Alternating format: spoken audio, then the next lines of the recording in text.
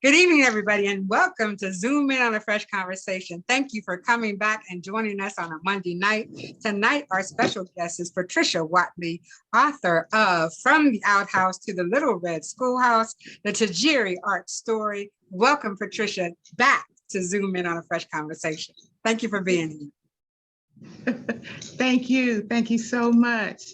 Zoom In on a Fresh Conversation is brought to you by Isla's Diamonds, LLC, by Milton McCulloch, author of Love and Emancipation, L.D. Robinson, owner and operator of F.R.E.S.H, and A Dante Production. A Dante Production presents Jazz Through the Ages at the Ormond Beach Performing Arts Center on February 26, 2022. Please get your tickets at the box office or go to the website. If you have any questions for Patricia, please leave them in the chat room. This conversation is being recorded. And good evening, Patricia. Please take a moment and give our audience just a little snippet about yourself. Yes, thank you so much. I appreciate everyone. I particularly appreciate you, Miss Donna, for giving me the opportunity to tell my historical story. Anytime. I appreciate that. I appreciate your sponsors. And a very shout out to my editor and publisher, L.D. Robinson of Ladero Press, for her supreme, superior, just outstanding, super work. super. And the many hours that she spent in this production of this book. Yes, ma'am, she's the best in her field. I recommend her highly for that.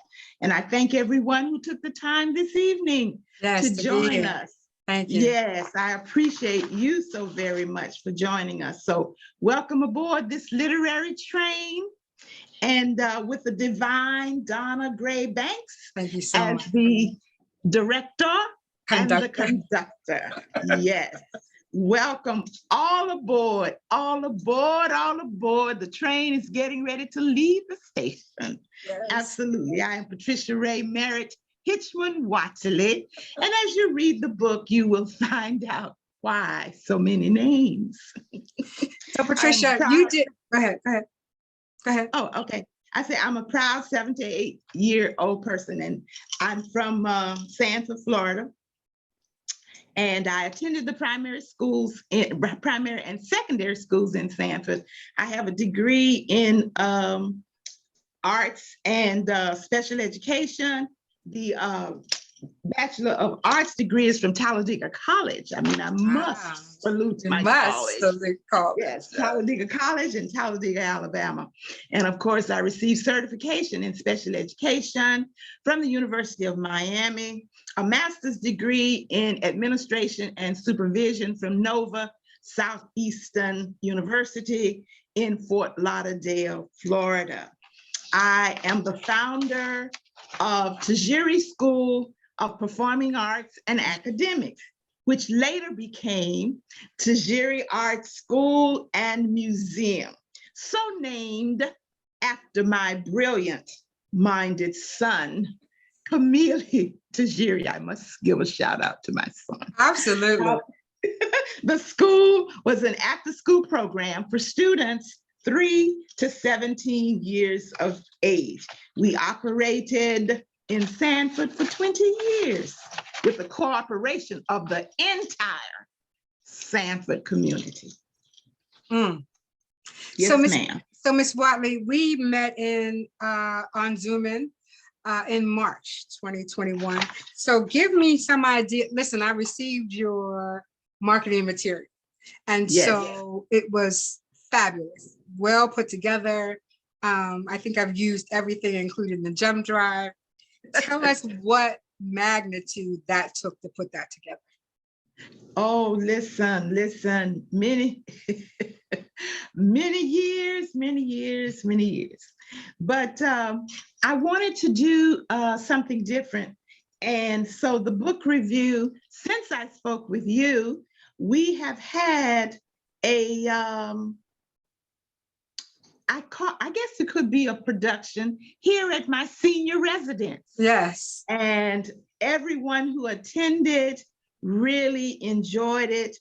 And fortunately, which was intentional, we had the book review on my mom's birthday, Yes. which was, yes, ma'am, October Yes. 29th. And the first time we did the book in Sanford was also during the weekend of my dad's birthday, which was October 28th, and my mother's birthday, October 29th. Now that coincidence was not intentional. It just happened. I didn't realize that until I got to Sanford. You will find that story on the back of the book. Yes. About how those consequences, coincidences rather, united and pulled it off. Then I knew that that's what I should do, is to write this book.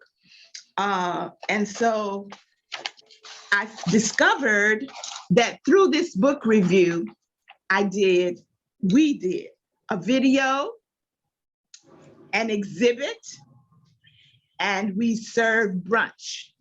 Okay. I discovered that for seniors, that worked beautifully. Absolutely. Food always works. That's exactly correct. Food always works. That worked beautifully. And the good part about it, we put the icing on the cake, we sold the books. Yes. The persons who attended the review, which there were 44 people who attended the review, and they bought books. And when we ran out of books, they ordered books. Wow. So I think that combination of video, exhibit, and brunch. Sort of. Yes, because people like to see themselves on camera. You know, people don't think they do, but they really do. They really do. Yes, yes, yes. And I was real blessed that my editor and producer came from Sanford. Yes, she drove from Sanford up here to Atlanta. And also my sorority sister, Gracia Miller, came with her. And that was wonderful to have them here as we were doing the book review. So that's the update as to, but let me tell you, you asked me about the marketing. Let me tell you about that. I did. Yes, yes. This is my mom speaking now. Okay, go ahead. I did not want to just have a book. I thought that it would be a better presentation if you got a couple of goodies along with the book. And we put together, so the book comes in an African print tote bag, a colorful. Do you have a copy? Can you show people or no? Excuse me? Can you show people the? Oh, yes. Do I? No. Don't worry about it. No, okay, right, good.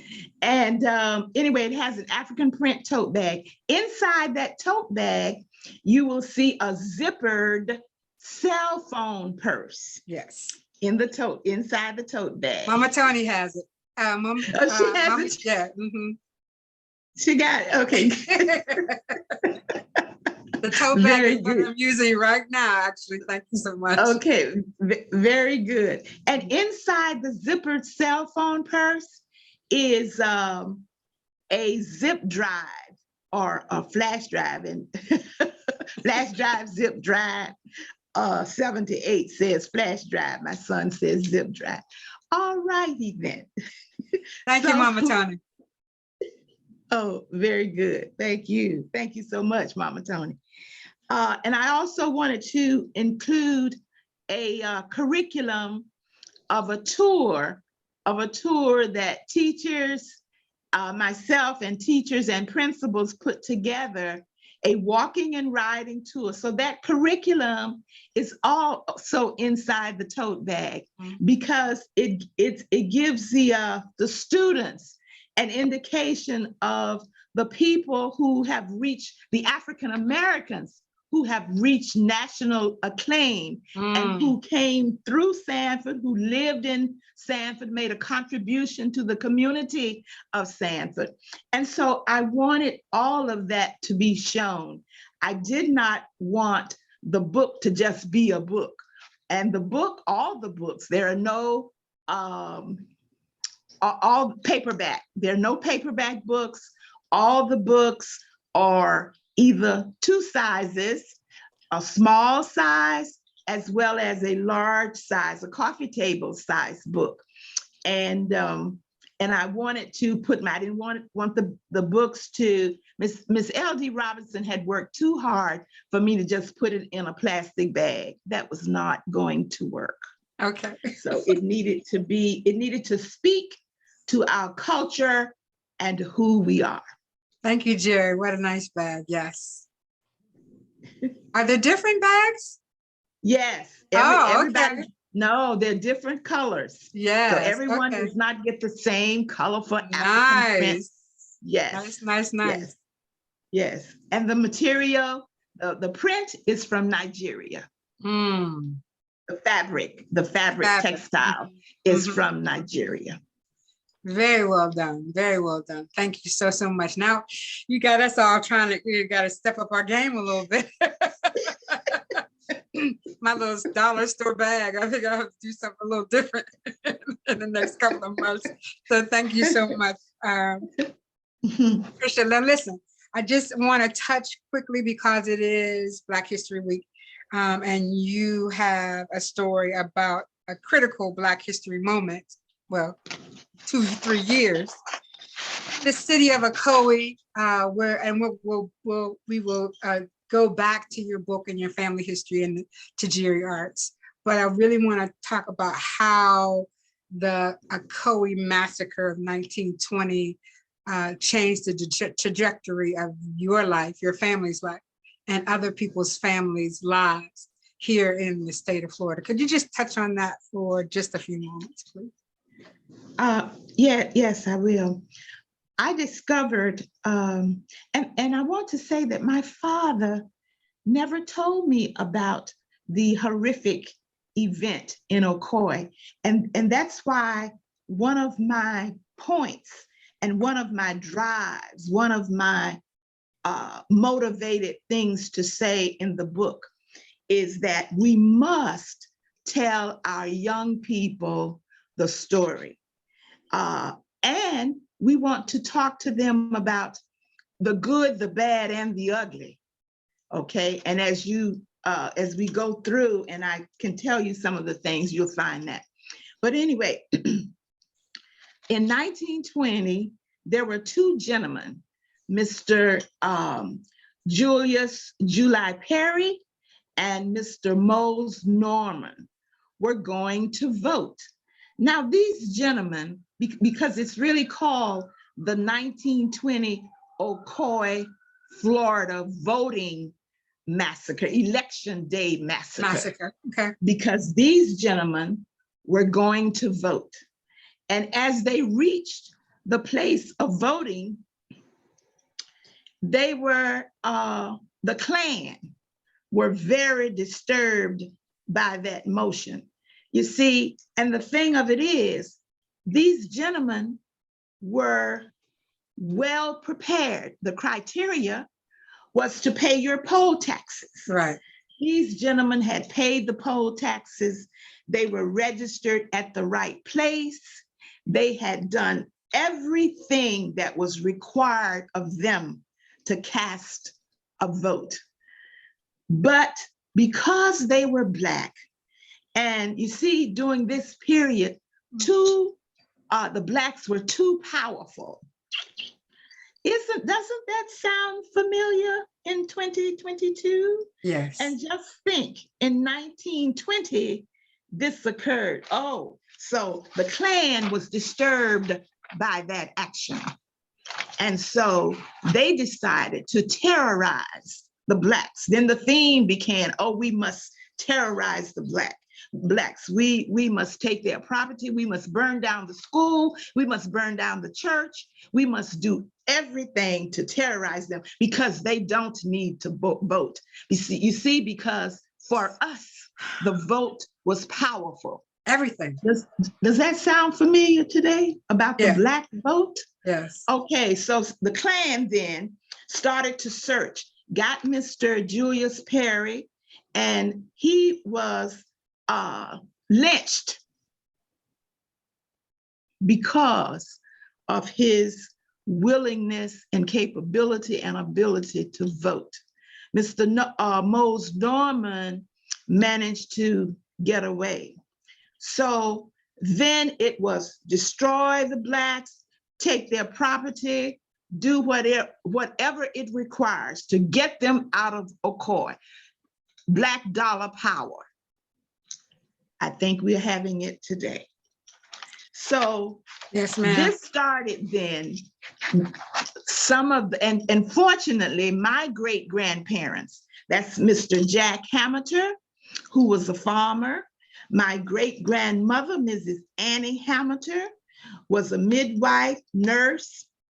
And you see, there were 27 families in Ocoee who were self-sufficient. Yes. They grew their own crops, their own Entrepreneurs. vegetables. Yes, entrepreneurs. Yes, they ma'am. owned their property. They had rental houses. And so that was a little too much for Ocoee, for them to have that kind of authority and that kind of wisdom to have their own and to be self-sufficient. And because of that, it became a sundown town because no Blacks were allowed after the sun went down. So now you have people running from Ocoee, and my great grandparents had to do that. They had to leave their property, leave their, they were, my great grandfather was being a farmer, he had several orange groves. So he sent, you know how the package the oranges and send them north and that kind of thing. So that was their stability and their financial endeavor. And by my great grandmother being a midwife and a nurse, so they had everything. They did all right, right? They did all right. And so, but that didn't work for the Klan.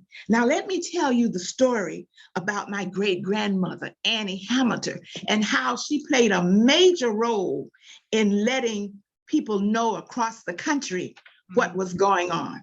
She wrote a letter, my great grandmother Annie did, wrote a letter to a Mrs.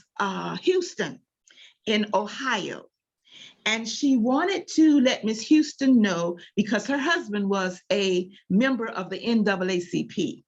So my grandmother, having the brilliant mind that she had, she started off her letter with a talk about the production of the fruit and describing the construction of the fruit, the kumquats. And she was telling her about she was telling Miss Houston about the outside of how the fruit was produced and what the juice was, and she was just giving an over. But you see, she was just giving that opinion because the lead-in was her to later then in that letter talk about the lynching and the horrific things that were taking place in Ocoee. So my grandmother, being the smart and brilliant woman that she was, she took wrote the letter and put it in a box of kumquats so that it couldn't be found. Isn't that clever? So she mailed the kumquats with the letter inside to say, this is what's happening. Get the notice out to the members of the NAACP and come here and see what is going on. Now, there was an organization some years later called the Democracy Forum. And I only knew about 3 members. And like I said, I only found out about this 20 some years ago. And, but this group, the Democracy Forum, whose members were Miss Francina Boykins, who lives in Apopka, and then we had Professor Ortiz from the University of Florida, and my cousin, Jack Hamilton. And so they went to the University of Florida, and in looking at the files, found this file that the NAACP had put of all the massacres that had happened in the United States. Wow. that file. And guess what, ladies and gentlemen? My grandmother's letter was in that file. Wasn't that a miracle that her letter was there, and it gave credence to what was going on? So here you have an example of what was happening. Here it is written in everything, in her handwriting and all of that. And how with that wisdom that she had. And so they were able to get that letter. The Orange County Regional History Center has a copy of that letter on file, because under the direction of Miss Pamela Swartz, they did a 100-year exhibit at the museum, at the History Center. And so the Hamiltons then, my great-grandparents, played a major role, as did families, the Franks, the Perrys, of course, the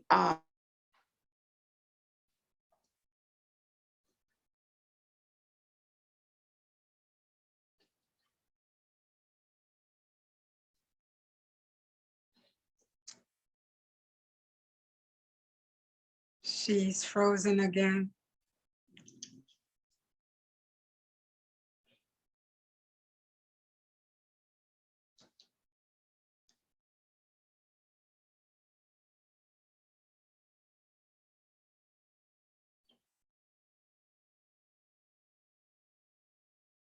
that today, as we look across the country today and we hear the things that are going on in the country. And it's devastating to me to know that in 2022, Yes. reflections. Right. What people don't understand is that writing, and I try to tell all the students that I can, that writing is so significant, because if it wasn't for the writings that the French, the British, the Portuguese did to keep track of their money, we never would have known all we know about the slave trade population through the Middle Passage. So thank you to the French for keeping such good track, because if they had not kept such good track in writing, we would never have known the real history about the degradation that people went through to come through from Africa.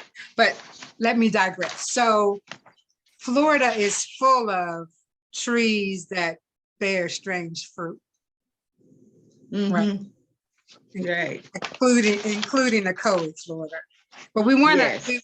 thank you. We want not to honor, we want to recognize the atrocity that happened in Ocoee and how the people left devastated, and a lot of them did not return. Is that correct? That's correct. Correct. Many of them didn't. And of course, my family didn't. And there were several families when they escaped and my great-grandparents were survivors. And they escaped during the midnight hours. To some of the residents escaped to Sanford, to Winter Garden is what I wanted to say. Escaped to Winter Garden, and my great-grandparents escaped to Sanford. And so that's one of my, as we have done the tour, what I want to do is to include in the present curriculum, to include then the path that the Hamiltons took when they migrated to Sanford. So yes, and some went West Florida and all of that, and they saw no need. Now, I think maybe a few after the 70s, I think, or after 1970, from what I can understand, is that people started to move back. Well, the town, let me say this, that Ocoee started to become more affluent, receptive of the Black community. And because it was hush hush, nobody wanted to talk. didn't want to talk about it. You know, it was like, this didn't happen. And I'm sure that's how my parents felt, because they didn't tell me about it. I Right. knew nothing about it. And that's the other thing, that we must, though, let our young people know the story, because when we are deceased, the story will die with us. Not to And be we told. cannot let that happen. It was horrible. It was It horrible. was bad. It was ugly, but it gave us strength. And in my family, and I'm sure with all of the descendants, we have all been successful, because in my family, we have entrepreneurs, we had midwives, we had nurses. Education was the strength that we needed to succeed. And most of the descendants, I would venture to say that there is no descendant who is not successful in whatever their endeavors were. Because of the strength they took, that we stand on those ancestors' shoulders, and Yes. somehow or another, their power, their wisdom, their intent to be great at what they were doing, it flowed through us. So we have medical folks with the great grandmother Annie being a midwife and a nurse. And so in my family, there are medical persons, primary doctors, dentists, nurses, as I said before.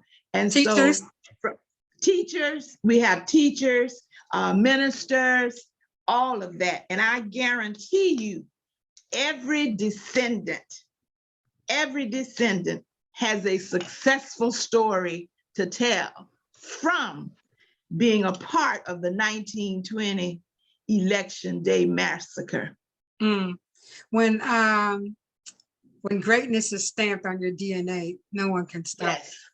Yes. Right. And greatness, right, is in our DNA. Is in our DNA. So I have Yes, one more ma'am. question, and then we're going to go to your book. The descendants of the Ocoee Massacre are planning a production that will focus on positive and negative influences of the massacre in November. Give us a quick background on this production and what it can consist of. Yes, what the production. Now, I won't give all the secrets away. Of course, I cannot just tell it all. snippets. But the descendants are uniting to tell our story. And primarily, we want to say to the young people, now you're going to hear me say a lot of that, because that's my niche. Right. Young people are my niche. I'm everything that I think that we do as elders, it needs to be geared to the young people. And so in this production, we are going to uniquely tell the story. We're going to talk about the influence of the positive and negative of the Ocoee Massacre. It was horrible, it was sad, but it gave us strength.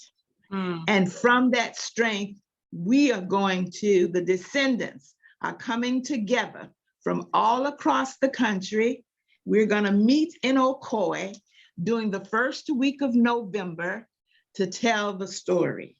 And we are anticipating that there will be young people who will be there to listen and we want to empower, we want to encourage. Yes, we're going to tell the negative, but we're going to say that we are not slothful, contrary to popular belief. We are creative, we are brilliant, we do wonderful, magnificent things in the world. And so seeing the production of this is going to encourage our young people to say yes, because when you look at the things that we have achieved, they are mighty. I think about the pyramids. We are great scientists. We are great mathematicians. We are great performing artists. We are great in every field that you can name. We are great. And so when I think about the scientists and the mathematicians, I always think about the pyramids, and how man is still wondering, how did they do that? Right. How did they? Yeah. Black people. Okay. And hidden figures. Yes, and hidden figures, mathematicians. Yes, ma'am. Yes, ma'am. And so that's what our message is going to be in that production. And we're all excited about it. The descendants, we're being connected, we're being unified, and we're going to tell the story. It was horrible, it was sad, it was awful, but it gave us strength. Well, yes, I the do first week in November, and we will have some of the descendants are authors. They are graphic artists. They are videographers. They are novelists. They are, all of that will be exposed to. There will be an exhibit. Books have been written, not just my book, but there are other descendants who have written books. And so we're going to have that a showcase, an exhibit, so that the young people can see in print what we have done and what we inspire to do. Well, I encourage the group to have it live streamed if you could, just so everybody can take a part of it. And yes, absolutely. You know, your good friend Donna would really like to interview maybe one or two of the authors. I'm just saying, you know, they're in town. I might as well interview them while they. Absolutely, of course. It's done. Yeah. Consider it done. Yes. So anyway, thank you so much for that history lesson. It's important that we just don't forget, lest we forget. Lest we forget. Yes, ma'am. Yes, ma'am. Yes. So let's go to your family. We're going to talk about your family.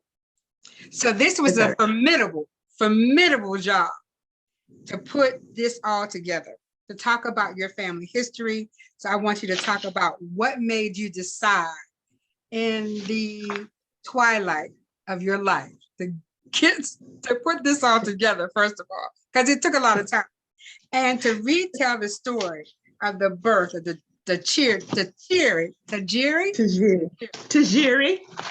art, despite life's challenges. Well, you know what, you could have walked away from this, went to Atlanta. I said, I'm not doing this. What happened? No, ma'am. You woke up one morning and. Yes, ma'am. What was ever present on my mind was my mom, because she was a teacher in Seminole County. And she also, not only an elementary teacher, but she later decided to be a librarian, Mama Tony. And so that's why I have an affection for Mama Tony. Of course, we all have an affection. Yeah, being a librarian. And so my mom, after she retired, it was her goal to write a children's book. But unfortunately, after she retired the following week, she was killed by a train. And coming from school. And the odd thing about it was that she was crossing the tracks in the middle of the day. Now, and the train only ran the tracks once a day. You in the midday. And of course, during that time, she was teaching or in the library, of course, and she didn't know that. And there were no guardrails. And so she was crossing the track. Now, the investigator says that he surmises that the air conditioning was on and the radio was on. And so she did not hear the whistle of the train. And so the train drug her down the tracks. The steering wheel had to be welded from her chest. Helicopter had to come in and relieve her body from that accident. So you can imagine how that affected the family and actually the community too. Yes, because she made an imprint too, wherever she taught or wherever she was a librarian. So it was her desire to write this children's book. So for many years, of course, I said, oh no, I won't be writing a book. No. And so my dad, several years later, found this box that he said, your mother left this box for you. And so I'm giving it to you. So I said, okay. And as I looked in the box, there was this little red book that said, Someday I'll Write by Elizabeth Yates. And I was saying, I paused for a minute briefly to say, well, I know that's not me because I can't construct a sentence well. So I know I will not be writing a book. Yes, thank you, Daddy, for the books. Yes. But no, your daughter will not be writing a book. No, absolutely not. And so many years passed by. And it just happened when I was packing, getting ready to come actually to Atlanta, Decatur. I know, yeah. This little book came out of hiding again. It's amazing how that happens. You know, someday you were right. Really? So I said, won't be me.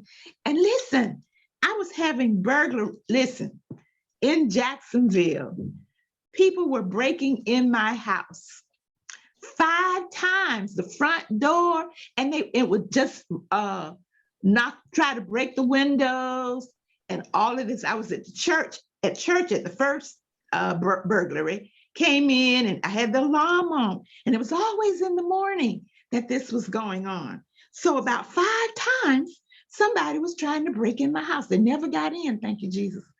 And so the last time they were trying to come in the garage, you see, because after my husband was deceased, I was living alone and there was woods on the side of me and the front, my neighbors couldn't see. And so the 5th time when they were trying to come in, I have it in the book, when they were trying to come in through the garage, and I heard the sound. My son happened to be in Jacksonville at the time. And he said, that's it, Mom, you gotta leave. You gotta leave. And listen, I said, 5 times, that's the grace of God. 5 is for grace. Yes, so I said, okay, Lord, I call it my Abraham departure. When he was telling Abraham, you must leave. You must leave now. You must leave your family. And I have a lot of relatives in Jacksonville. So I knew that Abraham departure had to be geared for me. So I needed to, and I have that in the book, I needed to make that departure. And when my son said, Mom, it's time to go. And so, of course, coming to Atlanta, he said, you have 5 chances to find a senior residence, because we understood that we could not live together. So what he took me 5 places, and Claremont Crest was the one, because when we walked in the office and they handed me the slip of the list of amenities. And of course I wanted the amenities, the swimming pool, the computer room, the exercise room, the chapel. So it had all of the requirements. And when I looked at the amenities, how about the first thing on there was a writing class, a free writing class. I said, oh, this is the place. This is the place. And so I enrolled in the class, and for 2 years, how about out came from the outhouse to the little red schoolhouse, the Tajiri story. So I said, well, Lord, I guess that's what it was supposed to be. And someday you're right. It's it's a formidable, anyway, it's just so, I don't know how you found all the pictures. I don't know how you found all the memories. It travels through many, many years, and how it took you two years to put it all together. But where did you get all the information? Listen, did you remember all that? You couldn't have remembered all. Yes, ma'am. Yes, ma'am. Yes, ma'am. Once again, my mom and my dad were telling me these things. Oh And my. so, and then too, my mom was the kind of person that kept newspaper clippings. Okay. She kept photographs. And so she set the pattern for me. So I decided that, you know what, I'm going to keep all these things. But now I didn't have writing the book in mind, but I started keeping things. And I think when Tajiri Arts was born in 1988, my mom spoke to me, you must keep a record of the things that have happened. You must keep the newspaper articles. You must keep the pictures. And not knowing, once again, that I was going to tell the story. And so it just kind of fell into me. And then too, I didn't want to have a book that had no pictures. And I've seen millions of books, a lot of books, well, I don't know about millions, but I've seen a lot of books. And so, and I know that there are some pictures in the book, but you see, I wanted to make sure that because the book is dedicated to my son, to my grandchildren, to my great-grandchildren, to my nieces, my nephews, my cousins, and I wanted their picture to be in the book so they would have an emotional attachment to wanting to read the book. It was kind of like the carrot to get to encourage them to read. And and listen, I have scrapbooks here now with I could not put all the photographs that I have, and the videos. It took time to screen what I was, and L.D. Robinson was very helpful in doing that. And so I wanted to keep those because I wanted them to have a picture of what was happening. And then too, as I told a lot of stories in the book, I wanted people to see. I wanted people to see that, which was the reason for the zip drive, because in the zip drive, you will see videos of the student performances. Right. You will see TV interviews. You will see when I was teacher of the year. Yeah. And so as I talk about it in the book, I wanted to have a video. And I knew that if I kept all of I just took the time. Now, it took some years. Now, it wasn't just 2 years. I was right. I know. Listen. all of this, I was just accumulating it all. And it sometimes looked like junk and clutter, but I managed to organize it.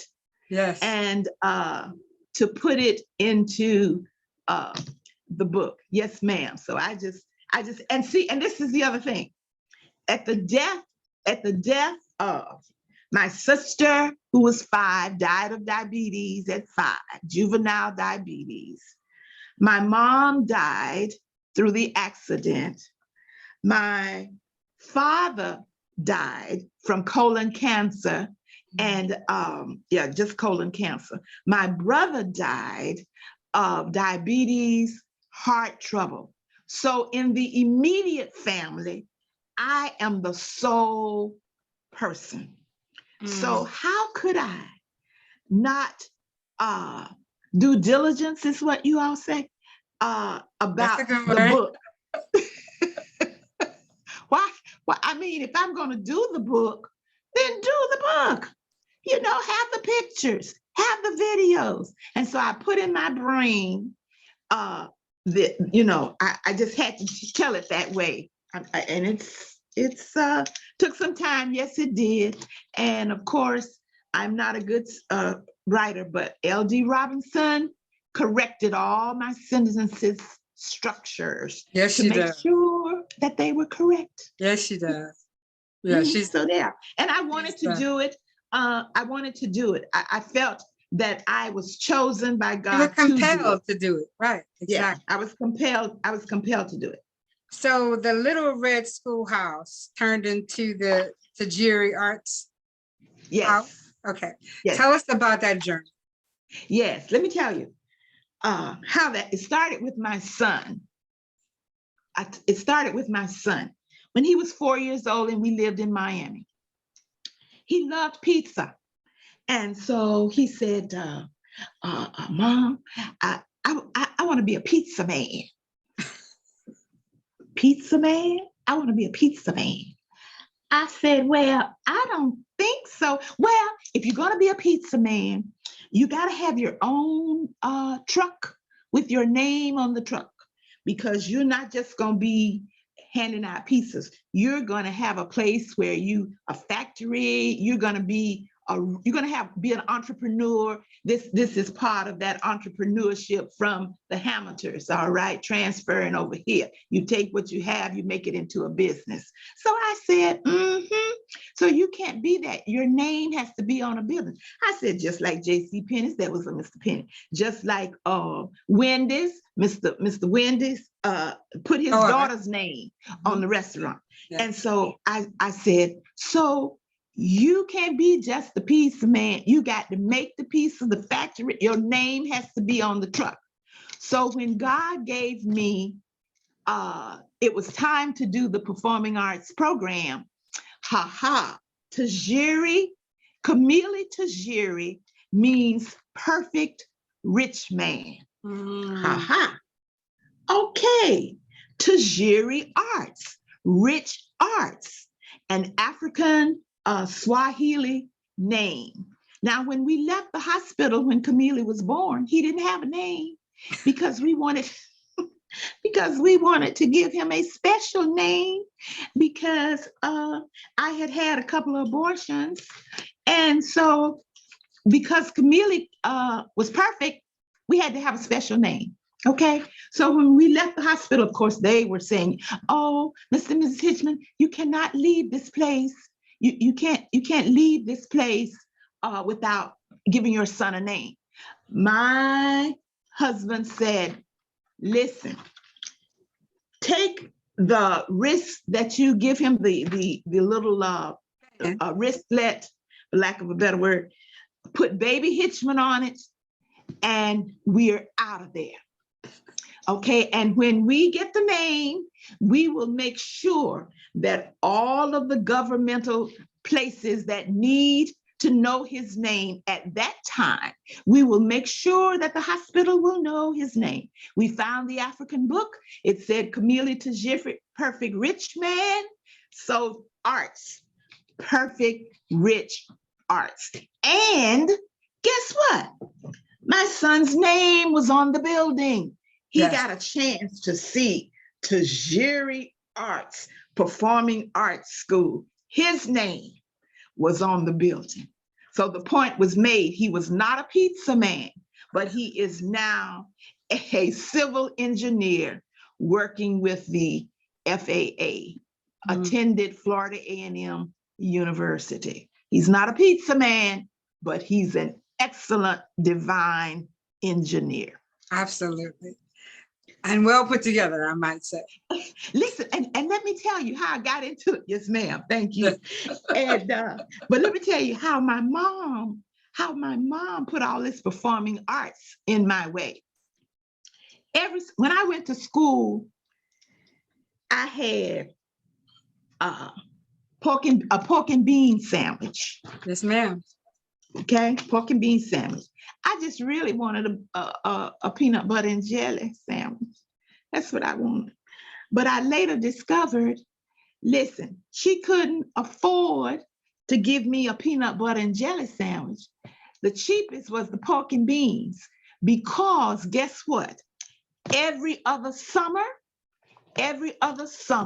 we were taking the Greyhound bus to New York City so that she could expose me to the performing arts, to the New York culture, to Broadway plays, to Radio City Music Hall, to museums, to libraries.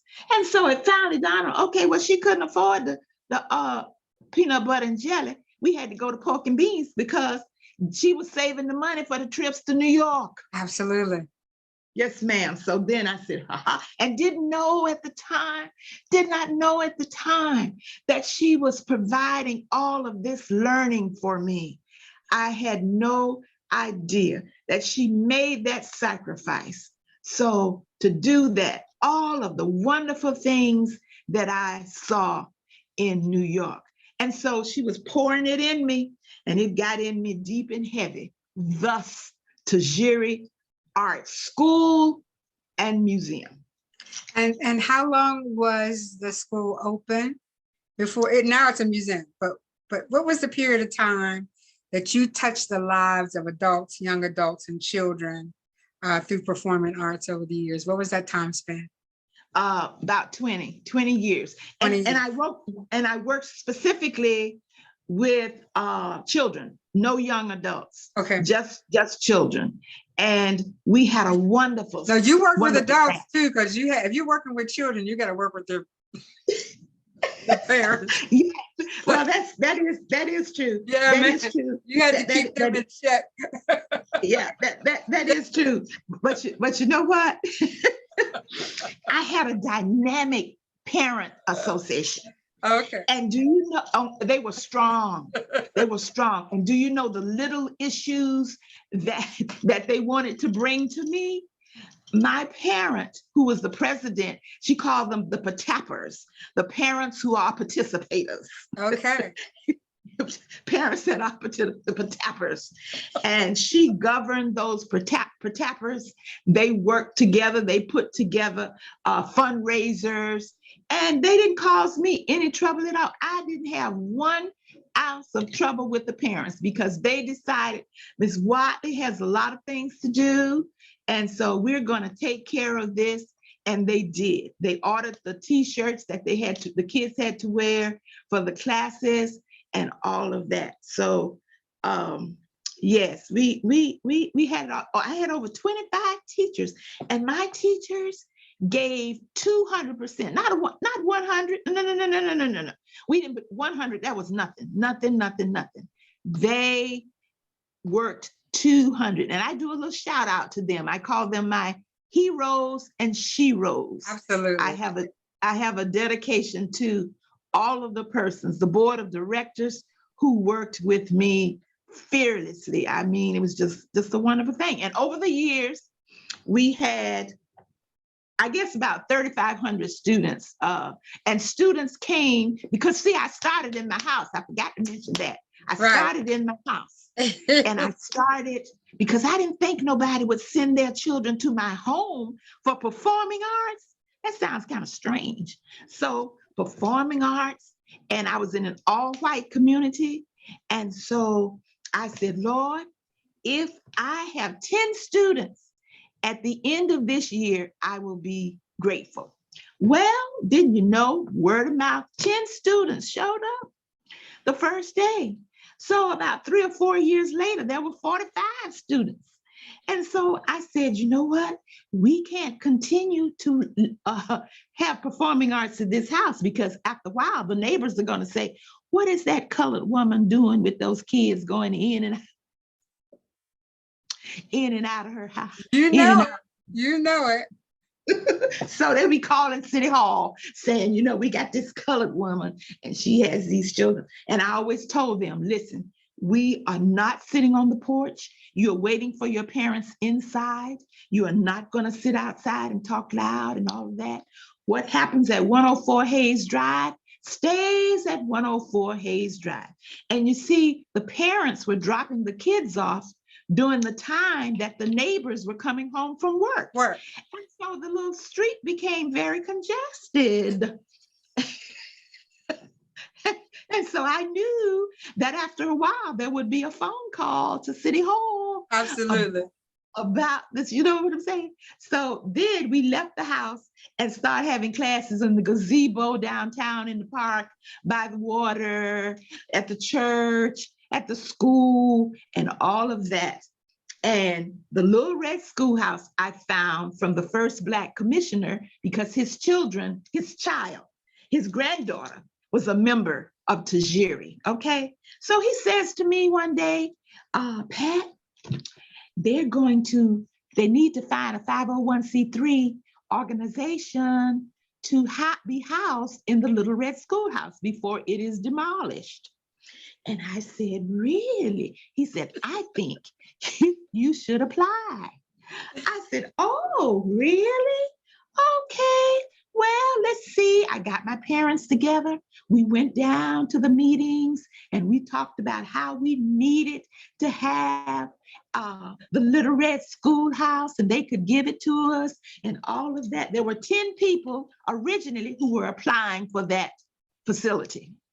And fortunately, since people in the community, the mayors, had seen us having class in the park, and they decided, okay, and I made my little speech and everything, and the commissioners and the mayor unanimously said, okay, we're gonna give it to Tajiri Arts for $1. They are going to have it. And so in order for you to have it, we want you to pay up 3 years. Now, how much is that? For 3 years, $1. So I believe we paid up right away. Right away. That night. $36. We paid up right away. And once again,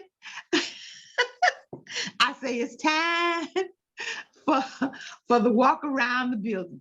And it was listen, there were holes in the roof.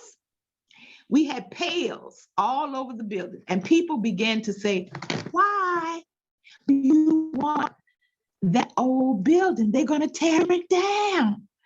I said, yes, but we're going to fix it up. We're going to stay there. And we had pigeons flying in the holes I had to call animal control several times because of the pigeons flying.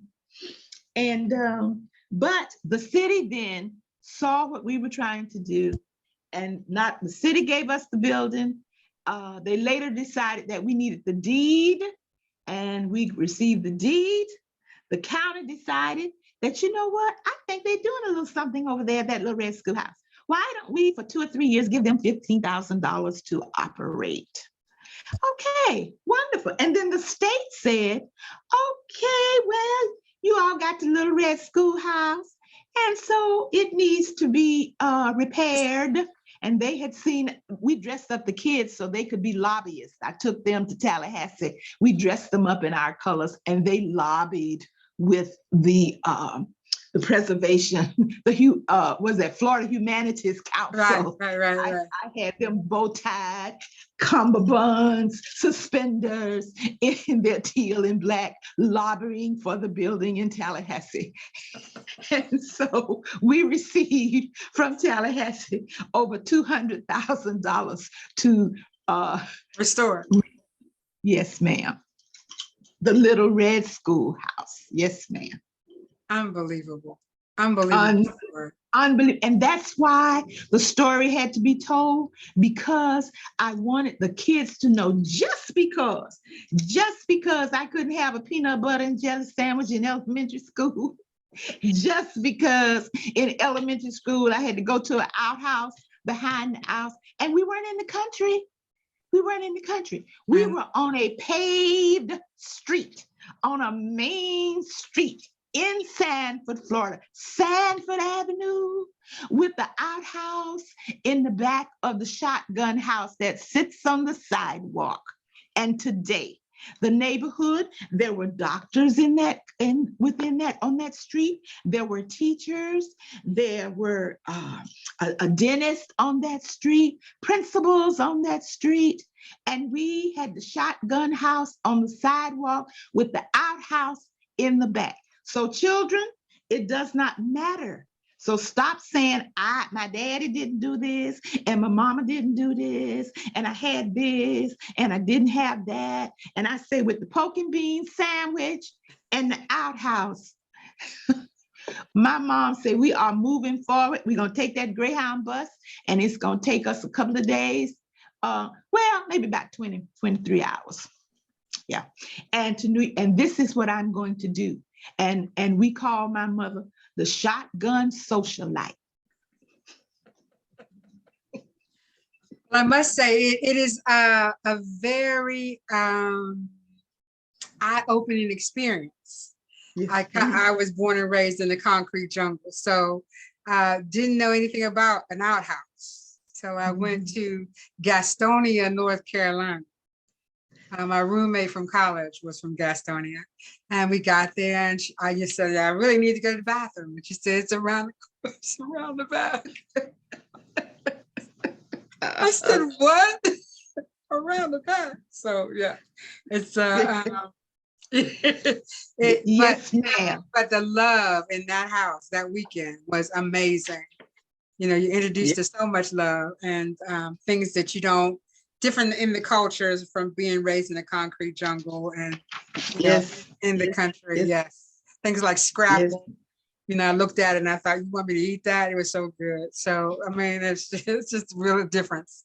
So let's move on because time is we're over time, and I thank you so much. Doesn't matter. We're gonna get all this in because it's important. Now, let everybody understand that while you were doing all this, you were a school teacher. Yes. Yes, ma'am. Not only a school teacher, but a school teacher that was given the highest accolade, right? So you were taking some special vitamins. What were you doing to be able to raise a son, be a wife, take care of other people's children for 2 or 3 hours a day, and be an award-winning teacher? How does that happen? I tell you, only by the grace of God. One of my board members used to say, Whatley, I don't see how you keep all those balls bouncing in the air. I don't understand that.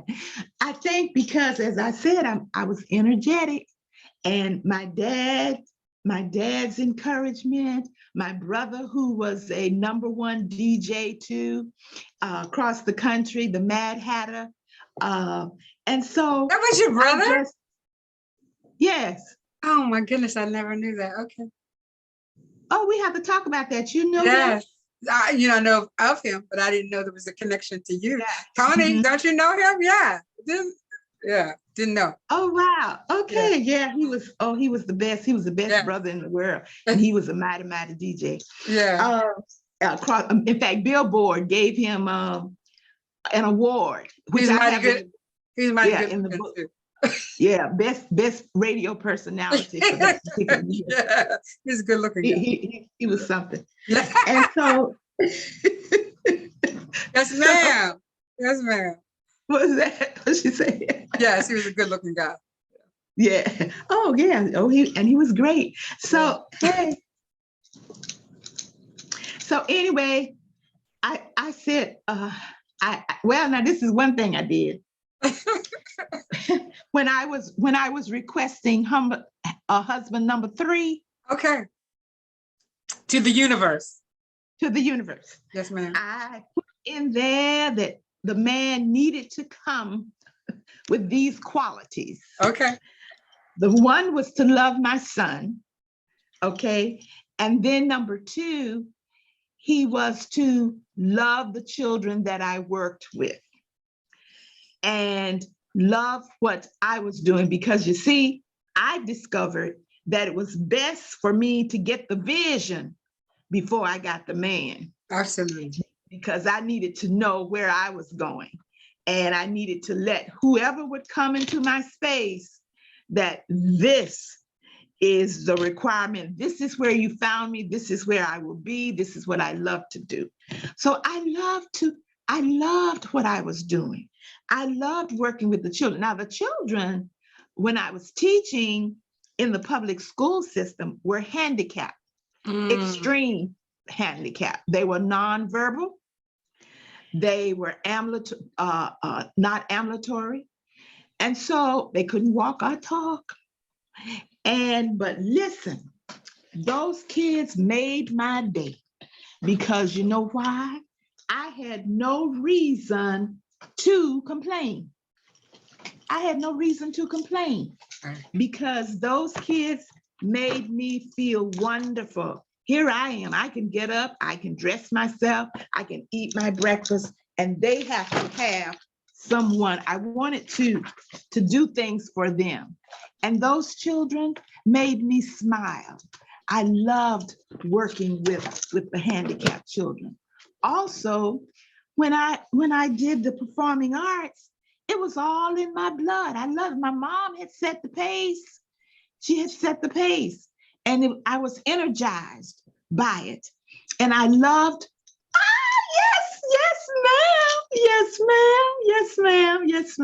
yes, ma'am. Thank you. I was energized by that. And so I thought that the children in my community needed to get all kinds of exposure, and the adrenaline started to flow. Just because I had the death in my family, it just helped me overcome, because I loved working with the kids. Okay. And so what I wanted to do with the kids in the neighborhood, I wanted them to believe that they were brilliant. I wanted them to believe that they were given a gift, and everybody has a gift. My little special education teacher, my little special kids, they had gifts too. You know, they had things that made me smile. Okay, I just enjoyed doing that, working there and working with the other kids. And you can't tell me, I would tell the kids, no, you can't say I can't do that, but you have something that you can give. You can serve others, because that was one of the requirements that Jesus said, love me with all your heart, soul, and mind, and and then love your neighbor as yourself. So I loved working with. I would have a headache leaving maybe school sometime and get to Tajiri Arts, headache gone. I'm in my atmosphere again. And honey, listen. And in fact, on the zip drive, you're going to get a chance to see my class of my special little chickadees. I did see them. Yes, thank you very much. Yes.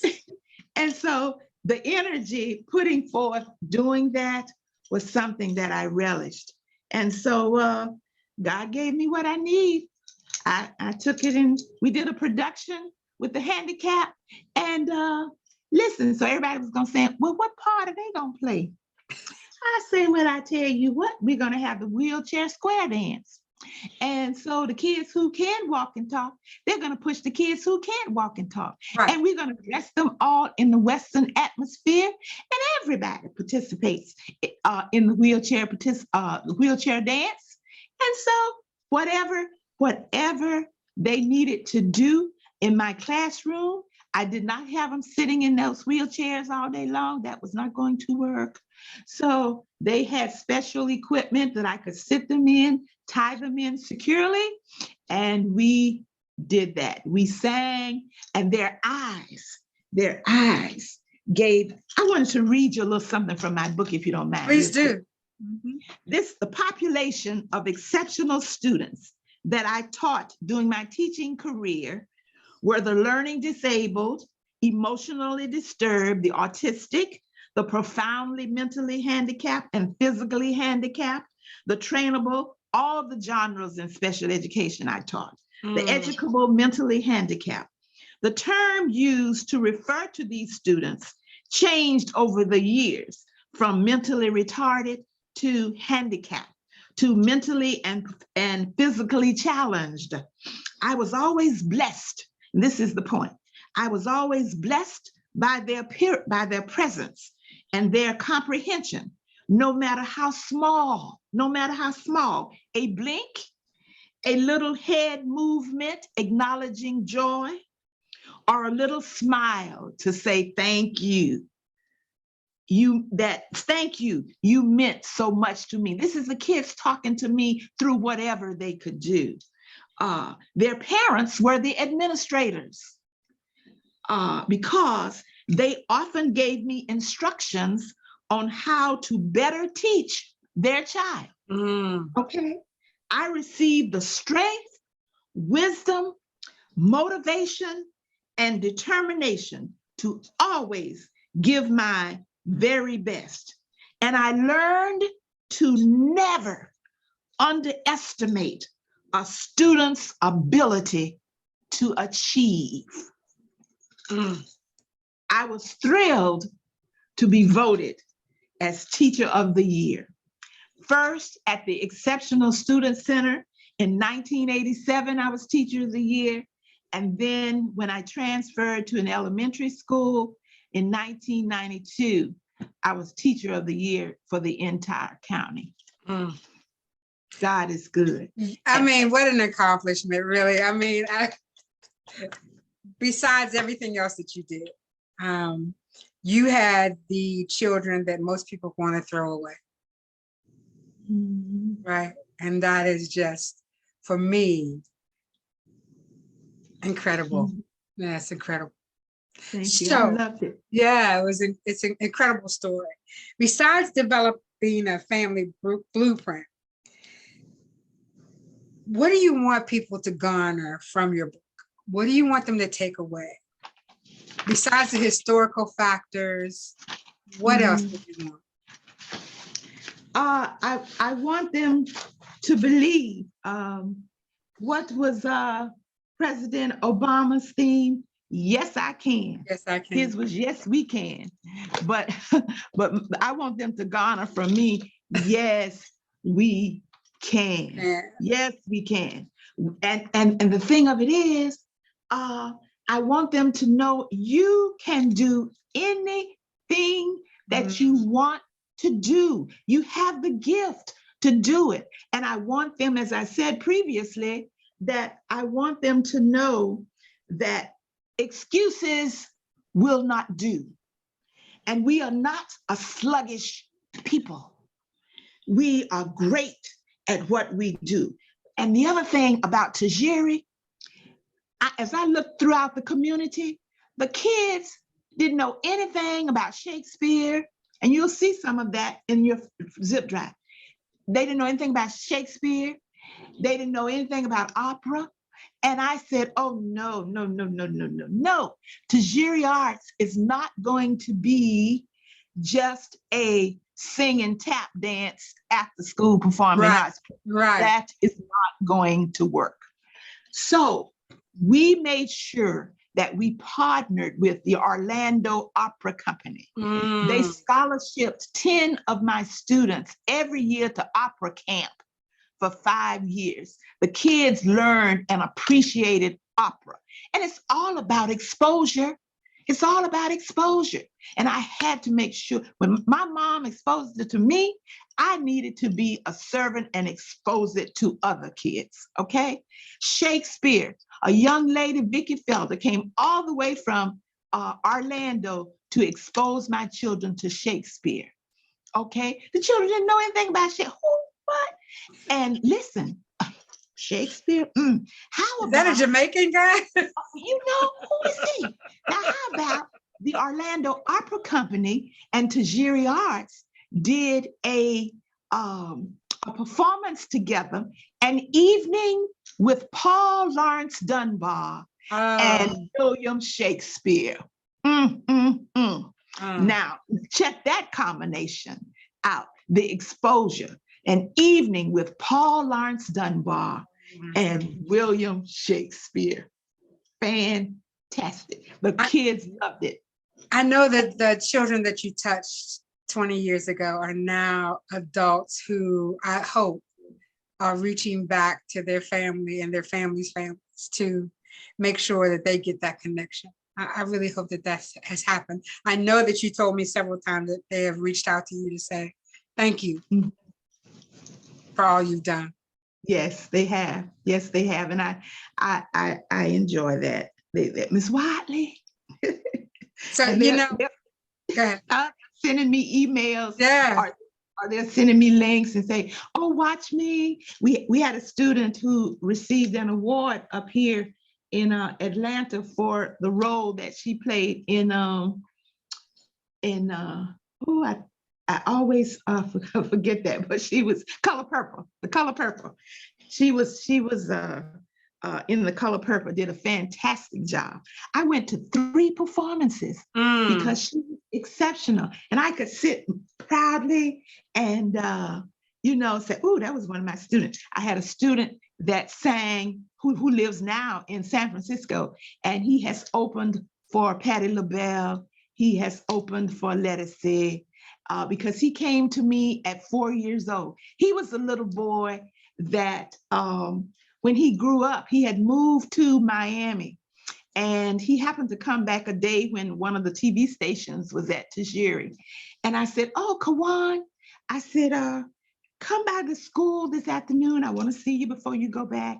So anyway, the cameraman asked him, said, young man, how did you, when you attended Tajiri, how did you feel about Tajiri? And he said, one thing I tell you, Miss Whatley don't put on no junk.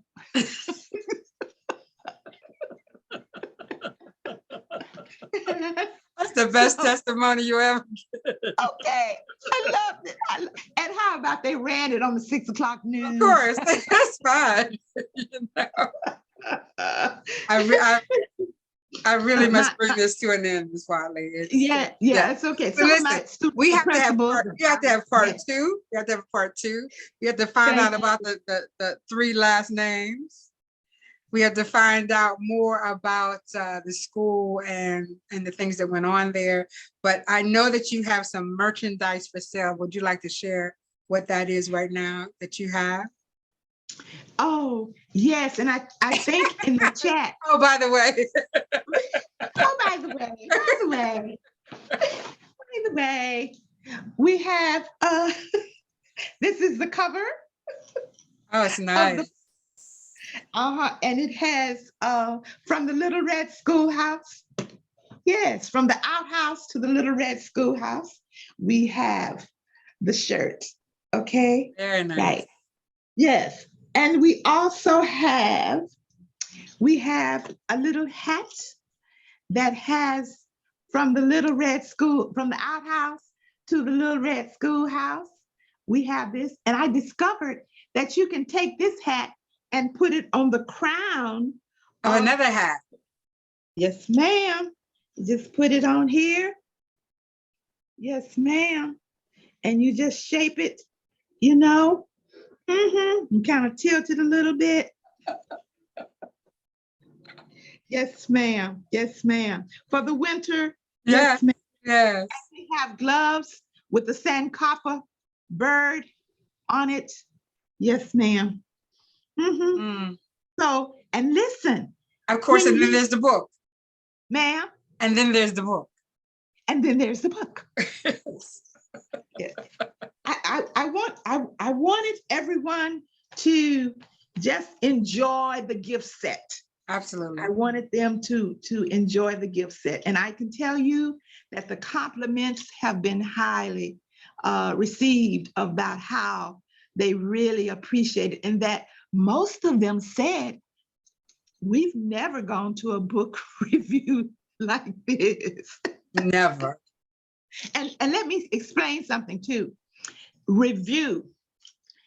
It's not because somebody will say, well, she doesn't know how to spell review. Because all of my book reviews advertisement says R-E-V-U-E and not R-E-V-I-E-W. The reason being, we are a performing arts company. Right. And that's a review. Yes, ma'am. So the book review, R-E-V-U-E. That is extremely intelligent of you. Most people, you know, I mean, I know what it is, but I don't know how many other people, you know, it's a learning lesson for everybody, right? It really is. Exactly. And I didn't want to say the review is a little bit more than the R-E-V-I-E-W. For those of you who don't know. Thank you so much. Thank you Listen, for everybody. you got to give me a pearl of wisdom before you leave here. That's what we end with every time. I need one. And thank you everybody for being here. But I need a pearl of wisdom from you. And I'm going to set up a part 2 because, you know, I only got one last name. I want to know how you got 3. I need to know how that happened. But a pearl of wisdom from you, please. I appreciate that. Yes. Well, I have to say our motto, which was penned by my neighbor, Dr. Annie Louise Rifo. And it is determination. Everybody who's been associated with Tajiri, it's determination. It has to be on their brains, determination, becoming somebody through my creative, brilliant mind, becoming somebody through my creative, brilliant mind, because that's the point. You are brilliant. We are brilliant. We are creative and with determination. Can you imagine if all of those massacres that have occurred throughout the country, if we got our reparations, can you imagine what community we would have? The inventors, the opera companies, the orchestra conductor, the scientist, the mathematician, the writer, the graphic designer, the architect, and this is the other thing, rappers now are becoming corporate owners. Absolutely. Fantastic. And that's what I'm saying. We need the reparations so that we can pour all of this in our children and develop communities where there is no poverty, and the brilliance that God has given each one of us. We are not lazy. We are creative. We are brilliant. And I found out one time that there were 1,001 inventions that we had created. And I'm sure that was about 10 or 12 years ago. So I'm sure there are more. There are more. Determination, becoming somebody through my creative, brilliant mind. I thank you so much for that. Ms. Whatley, the gentleman online, his name is Robert God, and he said, thank you for changing my life. Bless his heart. Oh, very creative, a creative, brilliant mind just spoke. Yes, thank you, Robert. Thank you for changing my life. And there's someone online from PTAP. Oh, the Patappers. Yes. The Patappers, parents that are participators. Yes. And she also says hello. So thank you, everybody. Yes, she was president. Yeah. She was president of, she and her husband. Yes. Yes. What an awesome lesson, history lesson, but an awesome story. I am honored to have met you and be a part of your life. We will do this again in part 2. Thank you so much. This evening. And thank you all for being on Zoom and on a Fresh Conversation. I love for you to join me next week when I am interviewed by the Orlando Writers and Publishers Guild at their session at 7 o'clock. So thank you all for being here, Ms. Whatley. It's always my pleasure. And thank you for Zoom in on a Fresh Conversation. Good night, everyone. Good night, Mom. Good night. Thank you, Eric. Thank you for your patience. No problem. We wanted to get it right. Yes, ma'am. Thank you. Good night, everyone. Good night, everyone. Good night. Good night. Good.